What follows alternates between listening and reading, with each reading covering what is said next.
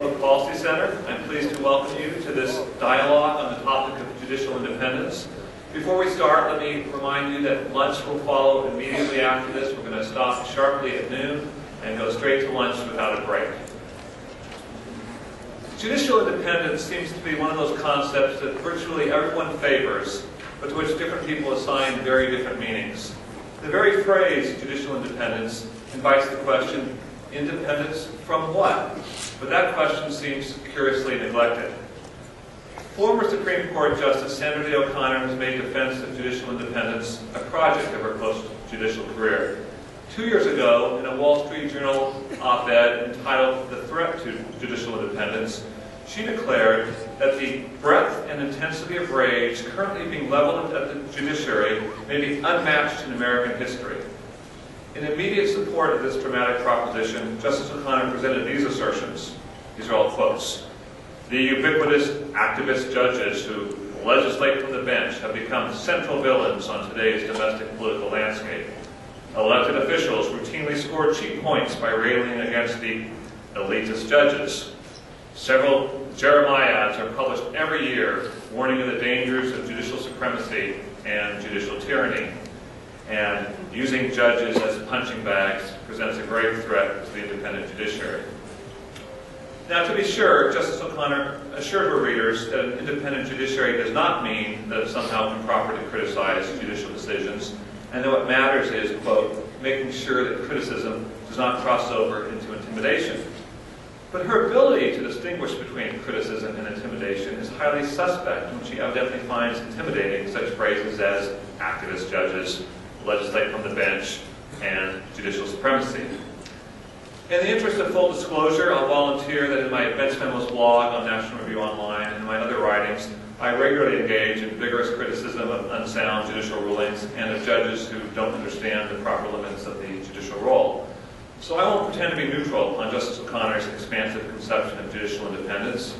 And I'm sorry, but not surprised, that she has applied to the topic of judicial independence the same level of analytical rigor that alas marked her judicial career. My role today is to moderate, or perhaps to aggravate, a discussion between our two distinguished guests, both of whom, as it happens, hail from the state of Alabama. I'll introduce them very briefly. Judge William H. Pryor, Jr. has served with distinction on the U.S. Court of Appeals for the 11th Circuit since 2004. From 1997 to 2004, Judge Pryor was Attorney General of the state of Alabama. Among his publications is a 2007 Virginia Law Review article entitled "Not So Serious Threats to Judicial Independence." H. Thomas Wells, Jr., to my right, is serving a one-year term as president of the American Bar Association. For the last decade or so, the ABA has had a standing committee on judicial independence, which, among other things, as it puts it, provides resources to enable lawyers and the public to respond in a timely fashion to unfair and unjust criticism of judges. Mr. Wells is a partner and founding member of the law firm of Maynard, Cooper, and Gale in Birmingham, Alabama. Does the concept of judicial independence derive from and reflect separation of powers principles? And do the real threats to judicial independence come from governmental actors, including judges, who fail to respect these principles? Or, as Justice O'Connor evidently believes, does judicial independence require that citizens be especially delicate and deferential in expressing their criticisms of judges and judicial rulings? Is there some middle ground position? Are lawyers who embrace expansive notions of judicial independence, like Justice O'Connor's, really just trying to ingratiate themselves with judges in order to advance their own professional ambitions? Or worse, to provide camouflage for activist judges who advance the ideological agendas the lawyers favor? Should we instead be concerned about the threats that judicial supremacy poses to our system of representative government? I hope that today's discussion will shed light on what judicial independence properly understood is, and on what are and are not genuine threats to judicial independence. Judge Pryor.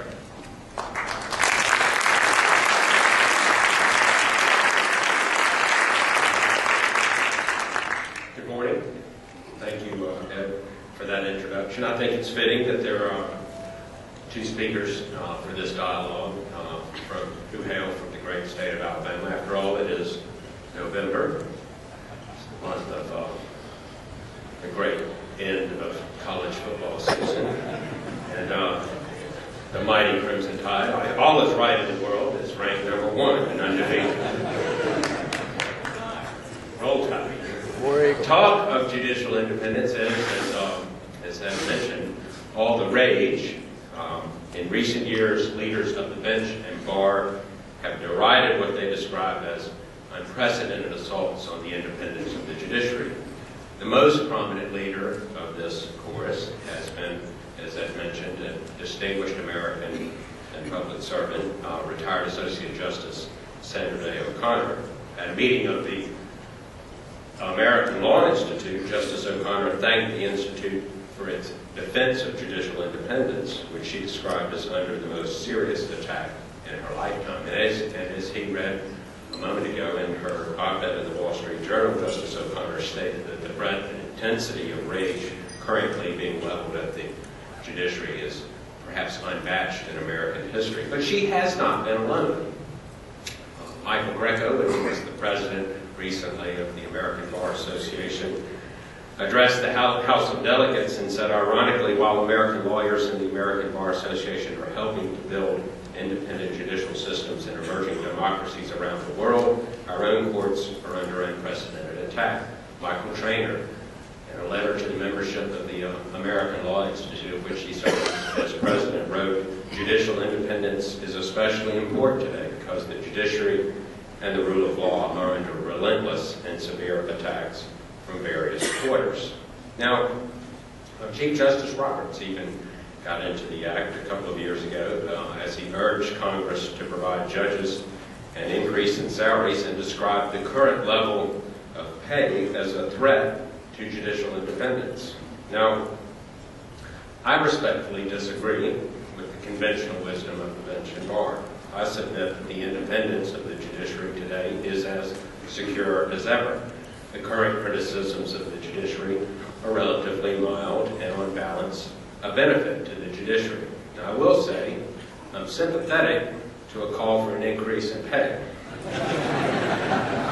My spouse is a certified public accountant and frequently reminds me of the opportunity cost of public service.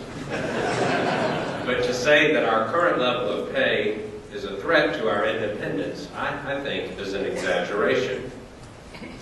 As a judge whose nomination and confirmation generated controversy, even a filibuster, there was even litigation about my earlier recess appointment. I believe that the appointment process, on balance, is beneficial to the judiciary. I do not mean to suggest that judicial independence is unimportant. It's indispensable to the rule of law. Thomas Paine explained in Common Sense, in absolute governments, the king is law, but in America, the law is king. Judicial independence is now and has always been the primary reason that in America the law is king. But if we look at a brief review of the history of our judiciary, particularly the Supreme Court of the United States, it would suggest that there is a tested method for defending our independence, and that is to respect the limits of our authority. To that end, I want to talk briefly about three things. First, I want to talk about the original understanding of judicial independence.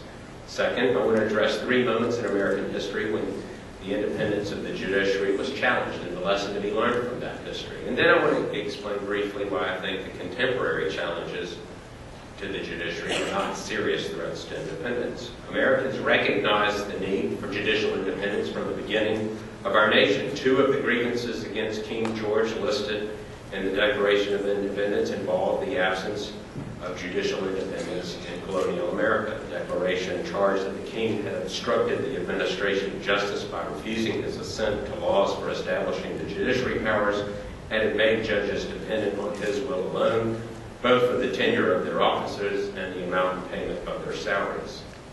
And the framers widely agreed that we needed an independent judiciary. At the Constitutional Convention, they first vested the entire judicial power in a federal judiciary. Second, they provided that judges would have light tenure, or as the Constitution puts it, tenure during good behavior. And they provided that the compensation of judges shall not be diminished during their continuation in office. The framers believed in judicial independence, but not in the literal sense of the word independent. They expected the judiciary to be accountable to the people. Judges would be appointed by the President with the advice and consent of the Senate. Judges would be subject to impeachment. Judges would be bound by oath or affirmation to support the Constitution and laws of the United States. Judicial independence, as originally understood and is understood today, refers to two kinds of independence. One strong, the other weak. The first is decisional independence. That is, the ability of an individual judge to decide each case fairly and impartially based on the facts and law.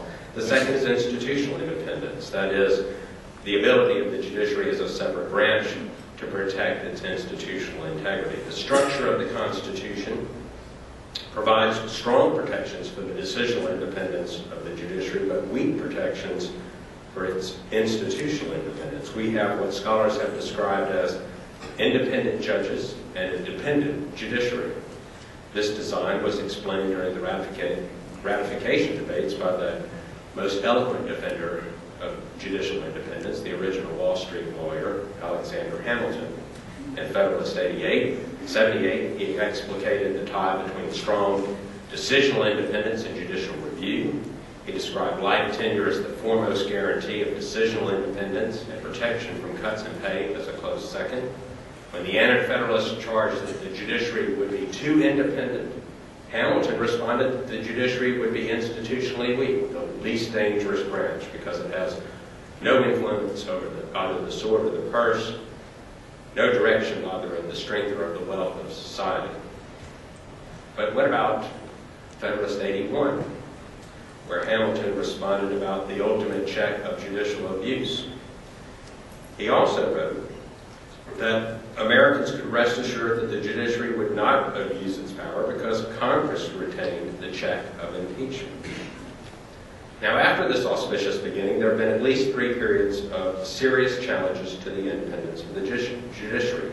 2 in the 19th century, 1 in the 20th. The first came during the advent of the administration of Thomas Jefferson. The second came during Reconstruction. The third came during the New Deal. Each period of challenge was marked with restraint by the judiciary, followed by increased respect for its independence. When Thomas Jefferson and his political party wrested control of both the presidency and Congress, the losing Federalists during their lame duck session passed the Judiciary Act of 1801, which created new judgeships. In the final weeks of the administration, President Adams nominated and the Senate confirmed Federalists to fill the new offices, and in the final hours, Adams signed the commissions for the new officers, the so-called midnight officers, midnight judges. Some of the commissions, including that of William Marbury, were not delivered before Adams' term expired, and the new president refused to honor the appointments. When the Jeffersonian Republicans came to power, they proceeded to undo the work of the Federalists. They repealed the Judiciary Act, abolished the new judgeships, canceled the June and December terms of the Supreme Court, and as every law student learns, William Marbury then sued Jefferson's Secretary of State James Madison by filing a petition for a writ of mandamus in the Supreme Court. Most scholars believe that the Jefferson administration would not have obeyed in order to deliver that commission. The Supreme Court responded to this controversy with its most celebrated decision in American history, Marbury versus Madison. And that decision was a model of restraint that would help set the stage for the judiciary to weather a serious challenge from the Jeffersonians. Rather than order the delivery of the commission, the court dismissed it. Before reaching its decision, the court explained that it would not review any political judgment of the executive. The court ruled that the purported grant of original jurisdiction for the court to issue the writ was unconstitutional because Article 3 defined and limited the original jurisdiction of the Supreme Court. The court acted with restraint. Now, not long afterwards, of course, there was an attempt by the Jeffersonian Republicans that was actually the House voted to impeach Justice Samuel Chase, but he was acquitted by the Senate. And I don't want to say that it was a cause and effect, but I would propose that perhaps if the court had reacted differently in Marbury versus Madison and worsened branch relations, perhaps the Chase trial would not have turned out so well. The second challenge came, of course, during Reconstruction. The Reconstruction Congress did not look kindly on the federal judiciary because of the Dred Scott decision. Particularly, they did not look kindly on the Supreme Court. And we all know about the case of ex parte McCarter. when a newspaper editor from Vicksburg, Mississippi was jailed awaiting trial by a military tribunal on charges of inciting insurrection and impeding Reconstruction. He filed a petition for writ of habeas corpus that eventually found its way to the Supreme Court. Everyone expected the Supreme Court to declare the Reconstruction Acts unconstitutional, but the court instead awaited the judgment of Congress to repeal its appellate jurisdiction and dismissed the case. In the years following, Congress responded by enlarging the jurisdiction of the federal courts, ending or reducing circuit riding responsibilities of Supreme Court justices. The restraint of the court was reciprocated with, and I'm not saying this was cause and effect, but had the court acted without restraint, perhaps the federal judiciary would not have done as well as it did in the later years. And of course, we all know then from the New Deal period about President Roosevelt's court packing proposal. And we know too that near that time, the Supreme Court changed its perspective of economic and social legislation coming from Congress. Justice Roberts' vote, which was called the switch in time that saved time, which he had agreed to do in conference before Roosevelt ever unveiled his court-packing legislation, ultimately diffused a controversy, and the independence of the federal judiciary remains secure. Now, I think one lesson from this history is that the judiciary serves as its best defender of its independence by acting with restraint. But if you look at these moments in history and you contrast them with what are regarded as the contemporary threats to judicial independence, whether it's public criticisms of the judiciary or legislation to curb judicial power, or the politics of appointment, and particularly the confirmation process, I think they all pale in comparison. Criticisms of the judiciary, read dissenting opinions of Supreme Court justices. They're far harsher than virtually anything that is said in the political arena. We have a few law professors here. My gosh, if we end criticism of the judiciary, what are all these law professors going to do? They already have too much free time, one might argue. And look, judges and law professors need each other. How else are we to expect anyone to read what each other writes?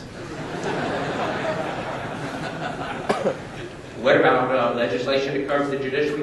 We may hear from my friend from Birmingham that there was this terrible proposal in South Dakota that was sponsored by a group called Jail for Judges. What happened to that proposal? It was defeated by 89.21% of the voters of South Dakota. It got nowhere. It looks like judicial independence is still safe in South Dakota.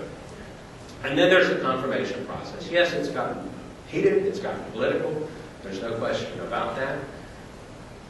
But I've had two different lives. I've had a political life before I had the privilege of service in my current judicial life. Trust me, if given the choice between having to endure what senators and the president have to endure, speaking on the stump, shaking the hands, riding the rubber chicken circuit, filming the advertisements, raising the funds, I'll take answering the questions in the confirmation process every single day. There's a lot that we should expect for those who are going to serve the public. There's a lot at stake. But at the end of the day, I would say that if you want to look for who should be the best guardians of judicial independence, look in the mirror. It is not unfair for judges to ask sometimes whether some criticisms of our work are unfair. Ultimately, our independence depends on the persuasiveness of our own work and our own opinions. So we are the best and first guardians of judicial independence. Thank you.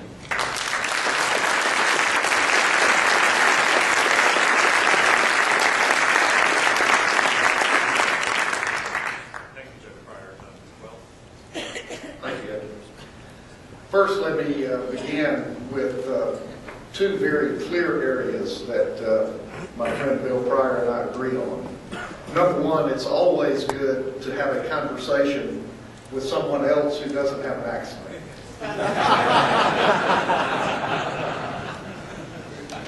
And second, things are right in the world when the Crimson Tide is number one in November. In my year leading up to becoming president of the American Bar Association, a post I assumed in August of just a few months ago, I spent a good bit of time traveling and talking to bar associations, bar leaders, judges, and others across the country. Indeed, I think I'm correct that I've been on the road so far this calendar year approximately 200 days. I can't imagine what the presidential candidates can think about their travel schedule given the wear and tear it is given on my body. But in that, I was hearing from different places, from different bar associations, from different lawyers, and from different judges, what at first seemed to me to be sort of dissonant comments until I had a chance to go back and reflect on what they were saying. And as I had a chance to reflect, it all sort of coalesced in my mind that what they were really talking about in their particular location, in their particular jurisdiction, in their particular court, were in one way or another threats to judicial independence. Let me enumerate what I see as some of the threats to judicial independence. I am not going to limit my remarks to the federal system, obviously, because I've been talking to state bar associations, local bar associations, state court judges, as well as federal court judges. So I'm going to talk in a broader sense than simply the federal system. As I see it, first and foremost, as a threat to judicial independence is the escalating politicization of the selection process, particularly but not exclusively in state high courts. I think, unfortunately, we are now seeing the predicted bad effects in state judicial races of the Supreme Court's decision in Republican Party of Minnesota versus White. I would point you to two examples. One, there is now a pending judicial disciplinary proceeding in Wisconsin entitled In Re Judicial Disciplinary Proceedings versus Honorable Michael Gale. Mr. Gableman was running to unseat a sitting justice of the Wisconsin Supreme Court, and in doing so ran what is reported to be a patently false ad. That while as a public defender, the sitting justice had gotten an accused off on a, quote, loophole or technicality, allowing this person to go off and commit more crimes.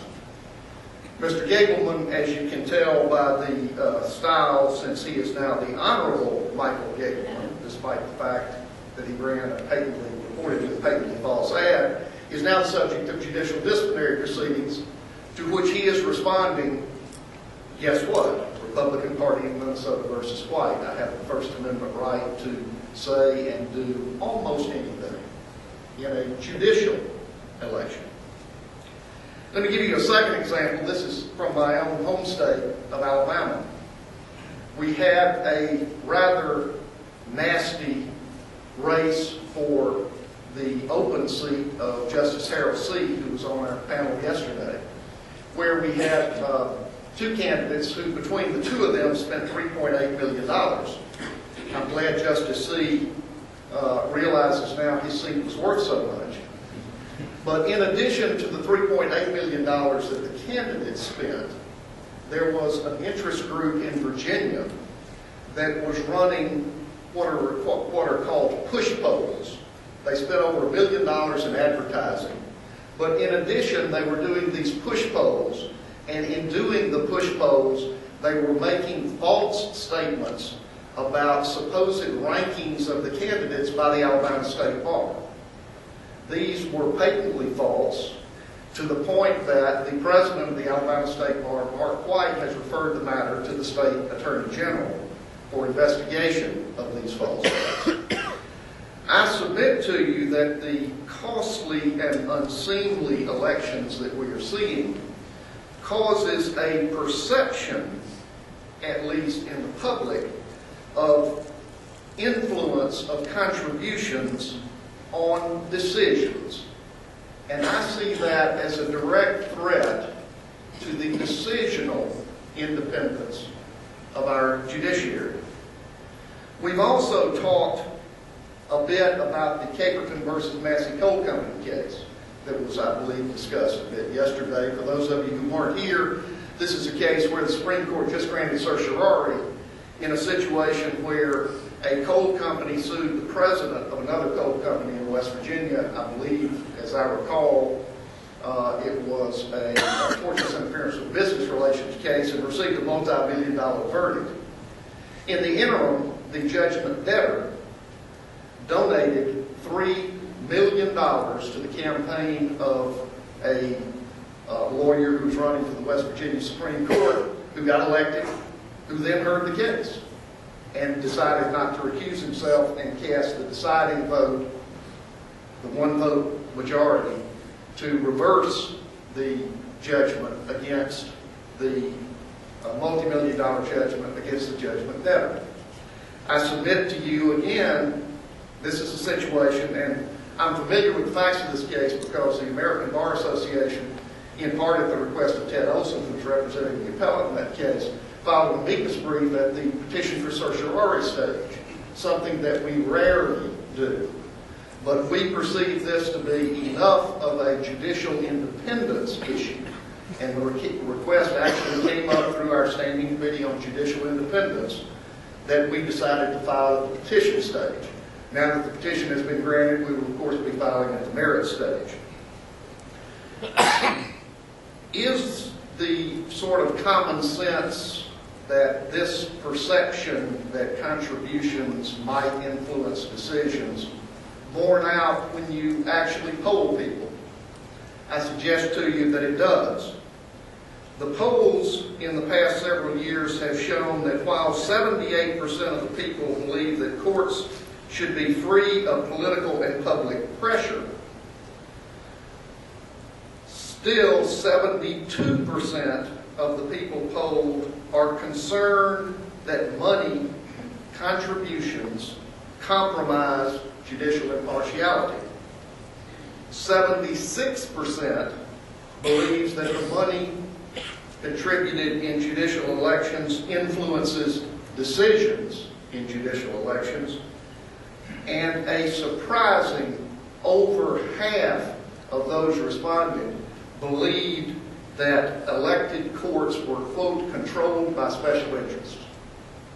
That, my friends, is a threat to the decisional independence of those courts. As my friend Bill Pryor said, the courts don't control either the purse or the sword, and so public perception of the courts is an important part of judicial independence. Now, obviously, in judicial selection, whatever method you choose, whether it be the appointment process in the federal and some state systems or the elective process, in that area is probably where the tension between judicial independence and judicial accountability is probably the greatest. And that, I submit to you, is why we spend so much time, and all of us have spent a good bit of time at this meeting talking about judicial selection and judicial terms. Politics will never be removed from judicial selection. That's a pipe dream. We can't do it. There are, however, ways that we can control it. I don't know how many of you are golfers. I happen to be one. But I sort of liken the process to what I've said about my sand wedge. Lurking inside every sand wedge is a 2-iron trying to get out. I I think it's the same way with judicial selection. Politics are inherent in the process. There is nothing wrong with that. However, like a boiling pot that you have a lid on, at some point the lid blows off. And the question becomes, can you simply turn down the temperature enough that you don't blow the lid off? I submit that we are in a situation now, particularly in state court elected politics, where the lid has blown off, or that 2-iron trying to get out of my sand wedge has reappeared. Now, I mentioned that this is not necessarily, I think, limited to the state selection system. Although clearly less of a threat, the federal selection and confirmation process, in my view, has still become recently overly politicized. At times, rancor and sometimes bitter and partisan confirmation battles have taken place. Interestingly, at the presentation yesterday, Professor Bill Kelly mentioned one way that he had seen from his standpoint of working in the White House that perhaps there might be a better mousetrap. It's interesting because the model that he cited was the commission model used by the 2 Democratic senators in California to recommend Republican nominees to the Bush White House.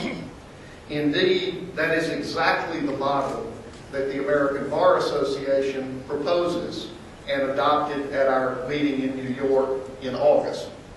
That the senators put together bipartisan citizens commissions to recommend, not to dictate, but to recommend names to the senators who could then recommend names to the White House. Not trying to take away either nomination or confirmation. Obviously, you can't do that. Those are constitutional. But in the 8 states that that process is being used in, quite frankly, the lid has generally been kept on that boiling pot of politics. Let me mention to you some other threats that I have seen in traveling across the country. Judge Pryor mentioned the jail for judges in South Dakota. I am going to mention that. This was a threat to judicial independence directly. It would have removed judicial immunity, which I believe we all can agree is an inherent part of judicial independence. The judges are immune from civil liability or criminal liability for their decisional actions. The Jail for Judges initiative, when first polled, was polling well in excess of 70% yes. It was only by a remarkable combination of the organized bar, the South Dakota Bar Association, the business community, that ballot initiative was ultimately defeated. That, however, is not the only ballot initiative that has been in play in the past few years.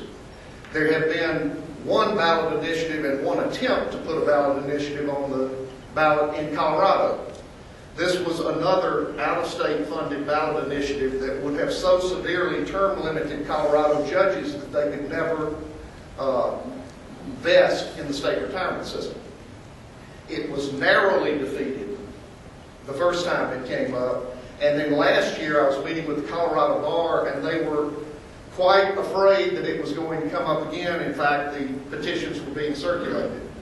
Luckily, that did not get sufficient names on the petitions to make it to the ballot, but it was a concern of the Colorado Bar and the judges in Colorado that it would be a threat to judicial independence. I'm going to mention just a couple of others that I've seen and I've heard from bar associations. One, of course, is unjust criticism. I'm not talking about just any criticism. I'm talking about unjust criticism of judges and judicial opinions. There is a line there. All of us can probably draw it at some point, but I think there are some points along that continuum on which we can all agree. When someone in Congress says, I disagree with the decision of the 11th Circuit and Judge Pryor, I think we ought to impeach the entire panel because of that decision. That's a threat to judicial independence. We shouldn't be impeaching judges simply because a person in Congress decides they don't like the opinion. Fortunately for us this year in the presidential elections, the candidates did not make the courts of political football, and I commend both campaigns for doing that. At the American Bar Association, we were prepared in case that happened. We believe preparation is better than reaction. We were also prepared if there were election contests. Fortunately, we also didn't have to deal with that eventuality. There are others that have been mentioned: jurisdiction stripping, funding. Indeed, at the state court level, with probably only 2 exceptions, lack of funding is a threat to judicial independence. It is so much so that the American Bar Association is teaming with the National Center for State Courts to have a Fair and Independent Court Summit in May, one of the centerpieces of which will be to have delegations led by the Chief Justice of, we hope, at least 25 states. I think we've got 18 committed so far. A representative of the executive branch and a representative of the legislature to talk about the importance of adequate funding for the third branch of government. Here we're clearly talking about not decisional independence, but institutional independence of the judiciary. And quite frankly, I couldn't talk about funding without talking about salaries, particularly at the federal level, although quite frankly there are several state courts, as I'm sure you know, that link the state court salaries to the federal salaries. There are a certain percentage of the federal salaries. As Judge Pryor indicated, Chief Justice Roberts has called this a threat to judicial independence. And indeed, the situation as we stand today is, unless Congress acts in this lame duck session, Congress will get a cost of living adjustment, but federal judges will not. That, I submit, is unconscionable. And I also submit that if one of the important parts of judicial independence, particularly at the federal level, is no diminution in pay, it's a little hard to see how the cost of living adjustments and pay increases that have basically only brought them up to the 1995 level is not a decrease in their pay. Because of that, the American Bar Association has been working with many groups to lobby Capitol Hill for a much-needed pay increase in Congress. We obviously got very close this year, didn't quite get the ball across the goal line. Hopefully, however, Alabama will in the Iron Bowl next weekend. But those are some of the threats that I see at both the state and the federal level to judicial independence. Thank you.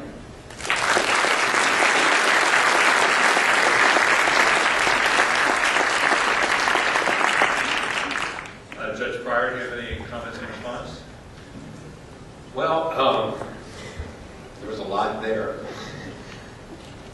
I have several disagreements. I don't think that, I think first of all it is important for us to remember what we're talking about when we say judicial independence. Not everything that affects the quality or the best work of the judiciary